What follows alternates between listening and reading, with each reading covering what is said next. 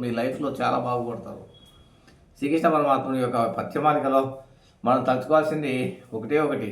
ఓం తత్పురుషాయ విద్మహే మహాదేవాయ ధీమహి తన్నో వాసుదేవాయ ప్రచోదయాత్.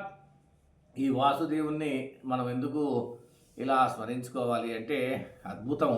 ఎన్ని దుఃఖాలున్నా, శత్రువుల పీడలున్నా తొలగిపోతాయి. మనకు కోల్పోయిన డబ్బును తిరిగి సంపాదిస్తూ పెడతాడు ఈయన. అందుకోసమే కుచేలోపాఖ్యానంలో శ్రీకృష్ణ పరమాత్ముడు కుచేలుడు ఎన్ని కష్టాలు అనుభవించినాడో చూస్తూ ఉన్నాడు, కానీ తన దగ్గరకు రానందుకు ఏమీ చేయలేదు. ఎప్పుడైతే తన దగ్గరికి వచ్చినాడో ఆ క్షణంలో శ్రీకృష్ణుడు అతన్ని ఐశ్వర్యవంతుని చేసినాడు, శత్రువులను తొలగించినాడు, అనేక ఎన్నో మంచి పనులు చేసినాడు. అందుకోసమే కుచేలోపాఖ్యానం అనేది భయభ్రాంతులను,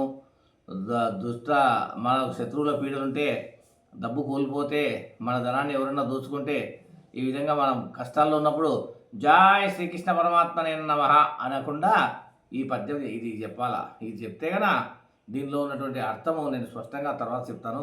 ఓం తత్పురుషాయ విద్మహే మహాదేవాయ ధీమహి తన్నో వాసుదేవాయ ప్రచోదయాత్.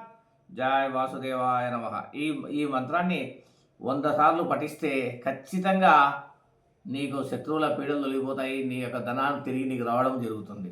భయభ్రాంతులను పక్కన పెట్టి మనసా వాచ కర్మణ జయ శ్రీకృష్ణ పరమాత్మ నీవే మాకు ఆపద్బాంధవుడు అనుకుని ఈ మంత్రాన్ని మళ్ళా మీకు చెప్తున్నాను.